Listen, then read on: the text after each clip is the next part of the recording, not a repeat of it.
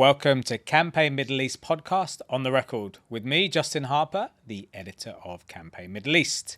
Today, I'm delighted to welcome Marian Brannelly, who is the Global Director of Awards at Cannes Lion, who brings a decade of experience in the creative marketing industry to the role. In her role as Global Director at Cannes Lion, she also heads the awards for regional festivals like Dubai Lynx. Dubai Lynx is an international festival of creativity and is the most prestigious awards for advertising creative excellence in the MENA region. Today we will be discussing what we hope is an interesting array of topics, including the resources and strategies you need to win and succeed at Dubai Lynx. Marian, welcome to Campaign Middle East and our studio. Thanks for having me. It's great to have you. Now, you aren't based here. You're based in London, is that right? Yes, I'm in London, so I'm over for a couple of days here getting to meet everyone. So having a lovely warm time here. That's great. So it's good that you could join us. And I know you're going to be busy, meeting people and, getting out and about, as you say, in Dubai. So we can dive in, and people want to know about the actual festival itself and the awards because, it's competitive, which is great. Yeah. There's a lot of creativity in the region. So my first question is, what actually happens after you submit work? Yeah. A good question, kind of starting at the end, so it's great. Well, we have a whole team back in London that look through the work and they process it and make sure that it's the right eligibility and all of that, kind of all the due diligence is checked. And then that goes to the jury. So we have an international jury and they do prejudging and they rank it on a scale of 1 to 9. And then the work is kind of ranked in that sense. And then we create a shortlist.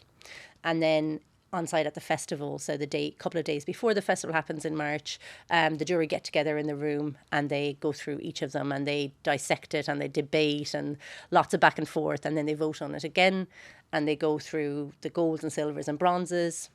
And then after the golds, all of those are selected, we take a break and they look at the goals then to decide which is the Grand Prix. So the Grand Prix really is the best in class from that year of the work that's in show.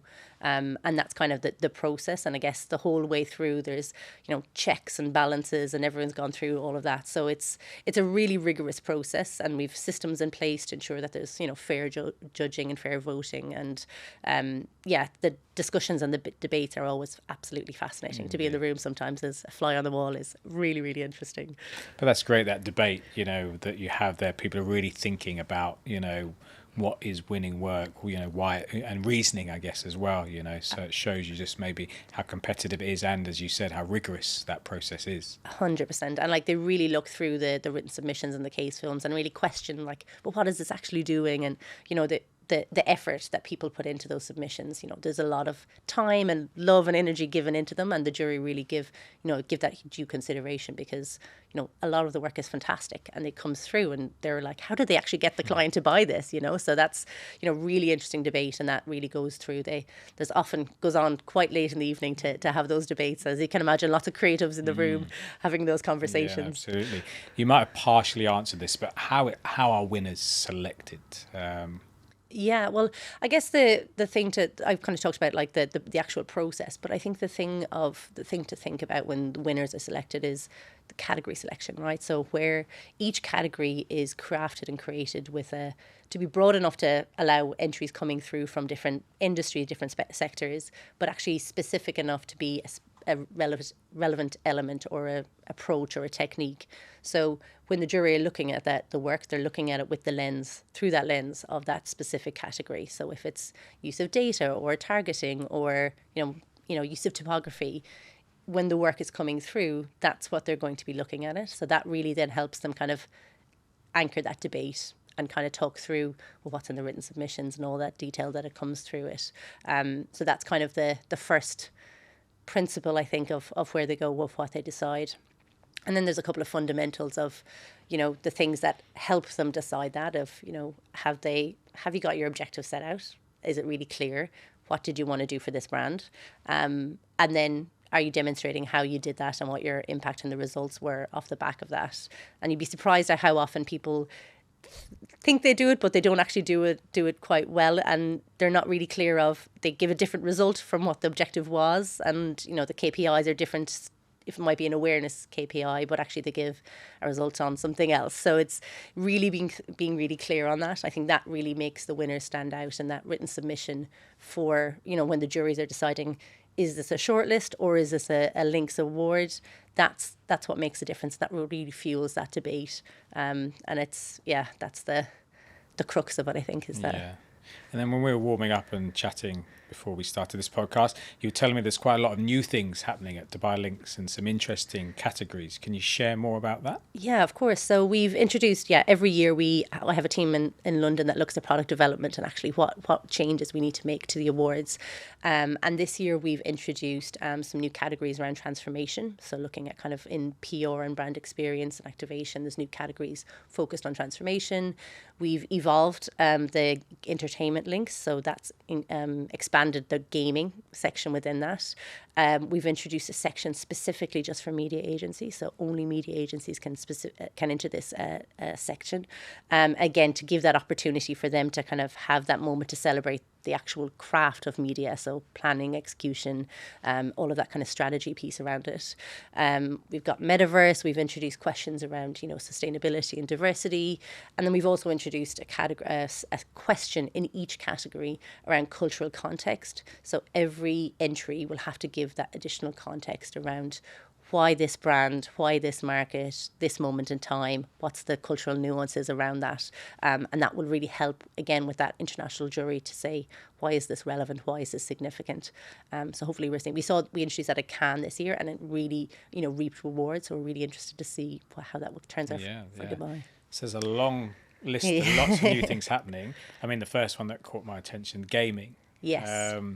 Is obviously huge growth across the world, and here in the Middle East we're seeing a lot more gaming, a lot more brands getting on board, a lot more people gaming. But you made an interesting observation about the definition of gaming, so just explain, because we just take gaming for gaming, but there are sort of different nuances and different definitions. Definitely. And one of the things, in the definition of what way of gaming it has to be, any gaming work really needs to think about community and the gamers at the core.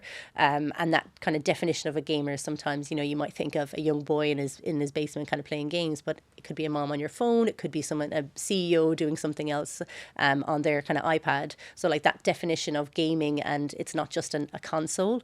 It's actually engaging in gameplay in whatever format that is on a multitude of different platforms or different devices. And actually we're seeing brands really integrate in that space in meaningful ways. The ones that do it well are actually where the ones that, gamers want to get involved and they kind of get, really trying to take part in it. We've seen some really interesting cases that come through where, it's almost like UGC. So like the content that the users are taking part in to really push the meme culture. And that kind of really fuels that. And that's where you can really build that culture and creativity crossing through and that intersection of that, rather than being advertising here, gaming here. It's actually where that meets in the middle, and it's a really nice blend. Yeah. Are you a gamer yourself? I'm not at all. I feel, it looks like so much fun, but I'm not. I've no dexterity in my fingers at all. So I don't think I'd be able to play. But I feel like it's a good kind of, there's critical thinking, I think, in gaming as well. And it's like strategic, and maybe I should get into it. Maybe it'll help me out. Yeah, I'm not into gaming, but I understand obviously how big it is and how important it is in the sort of general multimedia and advertising landscape. Now, we wanted to ask you, and it may well be the subject or the topic headline of this podcast, was the inside track on winning a Dubai Lynx. It's not giving us the inside track or top tips. It's like, I think you worded it slightly differently. You'll give some guidance, or it's just basically people want to know, what can I do? What advice can you give me to help me in my sort of submission? Yeah, and I think we frame this as, the steps to success. Ultimately it depends on what comes out. Every year it's a different competition, because it's the work that's in the competition that makes it difficult. And we have kind of every year there's about a 10% success rate of winning a Lynx. So it is really difficult to win one, and it's for a reason, right? There's some brilliant work, and we really want to keep that standard up as high as possible and recognize the best work. But as I mentioned earlier, like the first things first is really, it's a great creative idea that has to be even without thinking. I think, that's the fundamental piece of it. But there are some, pieces of things, trends that we notice that come out from every winner, and that's that category selection. It's thinking about the written submission, and then it's thinking about that cultural context. And when we think about category selection, one of the things we often say is, how would you describe this to someone else? How would you describe what is the piece that would make you, what's the element that say, this is the thing, it was a great crafted piece, it was, we really thought about the strategy, or it was really innovative design. That's where you start then. And then building on from that, like, well, what was the core element that saw success? Because then you have the foundations for your submission, and actually these are the things that you want to get up on stage and win for. And ultimately it is a shop window, right? So like when you win at Lynx or win any award, you really see this is the capabilities that my team and I have as an organization, as a business, and this is what we can do for your brand. And that really is a way of, we've seen commerce introduced, and it's like transformation. This is a really great opportunity for, agencies and brands to showcase this is all of these great ideas that we can do. And then when it comes down to it, in the actual crafting of your entry, that's the piece that I was talking about earlier, that, that's where the jury really dissect and go through it and kind of question and unpick all the details of it. And again, setting your objectives really clearly and what the impact was. And I think one of the myths that we often hear is that, well, we don't have a massive scale. We're not an international brand, or, it's a small local brand. The scale isn't the thing that's the relevance. It's almost like the proportion of your outcome, of your results. If you set out to hit 10 people and for 10 people to buy your product, and then 10 people did buy your product, that's a success. That is effective marketing.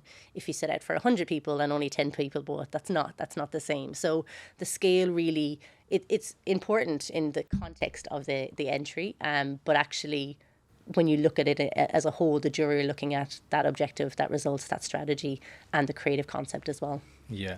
Is there one thing that you would say that is a don't, something sometimes people forget to do, or they just do it, incorrectly, that you'd say, look, first thing, make sure this or that? I would say make sure, when you're thinking about that objective piece, but also, it's a jury of international experts, and actually they have been in that seat. They know the metrics, they know all of those impacts and the results. Don't put in things that you can't back up and verify. Zero media spend, really thinking about, is this true? Can I question that? And actually, how can I prove that this is? Because again, that's something that comes up often. And then it calls into question everything else that's written. So I think that's the thing of just being really clear. If you're giving a metric or a result, make sure that it's the one that you can verify and stand. Because what often happens is the jury asks us, can we prove this? Can you get in touch with the entrant? We'll give them a call and be like, okay, can we get some further details? And they can ask that while they're in that judging process as well. So to kind of that additional verification to help them make their decision. So that would be one kind of thing that just, when you're putting something down, make sure you can back it up.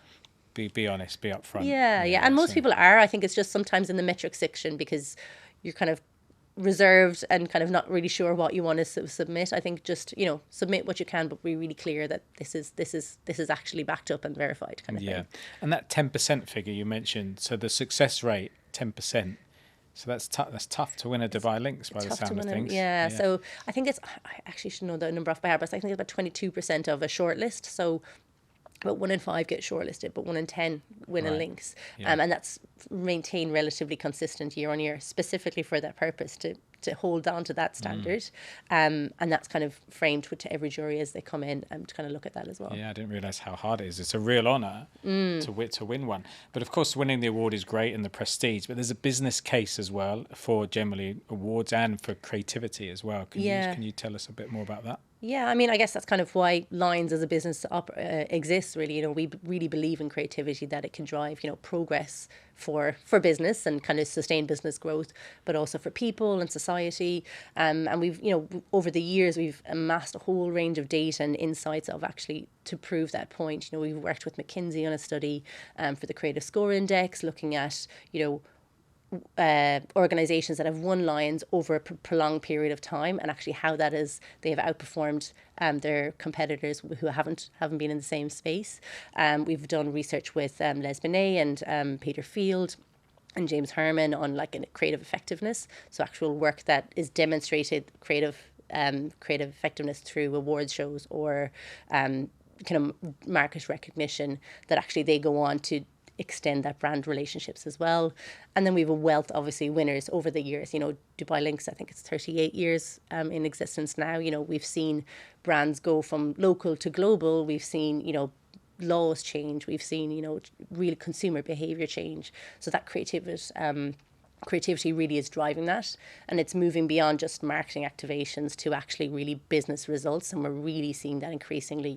It's still being challenged, and it's always kind of like creativity is often one of the ones where it's like, the marketing elements would be like, how is that demonstrated, short-term performance marketing, but really looking at it, how marketers and brands can really demonstrate this is driving long-term business growth. And I think that's kind of we're starting to see a shift in that as well. Yeah, so creativity really does pay off, and you see that, as you said, that return on investment when you invest in good creativity. Absolutely, yeah. That's the difference, right, between, that short-term piece of like, we need to sell this product for today. We're thinking, how is that going to sell the product for the next 364 days of the year as well. Yeah, that sort of long-term view, that brand awareness and the long-term bigger picture.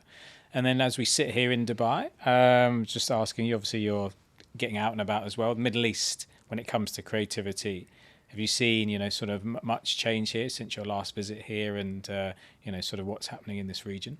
Yeah, I mean, I think, obviously we were looking at Cannes Lions, and the region is starting to win Grand Prix. We had one in Saudi Arabia last year. We had one from UAE. UAE are actually climbing up the rankings year on year, really performing and really showing up on a global level. And that's kind of really heartening because, the work that's happening here in Lynx, we're seeing some of that work come through at the global level and really kind of contribute and position themselves as a creative powerhouse, So I think that market is really demonstrating that change, and it's really exciting to see. I think, as you mentioned, gaming, there's a lot of activity happening around, transformation in gaming. And there's leading the charge in content creation, and social is really effective here as well, so really showing that, and I think it's exciting and a very exciting space to be, for sure. Yeah, no, absolutely. So I just want to thank you for coming in and speaking to us, because I know you're meeting a lot of people and agencies and sort of thought leaders while you're here, so it's great that you could spend some time talking to us. So thanks for coming in, and look forward to Dubai Lynx. It's sort of creeping up on us. Around the corner, yeah. Be here soon. So thanks, Marian, for joining us. You're so welcome. Thank you so much for having me. That was Marianne. She is from Dubai Lynx. And as you know, the Dubai Lynx Festival Awards will take place on March the 5th at the Emirates Golf Club in Dubai, and will bring together global and regional speakers along with more than 1,000 senior decision makers and young talent from agencies and brands. If you want to find out more information, you can go to dubailynx.com and you'll find all the latest details of speakers and timings. Thank you.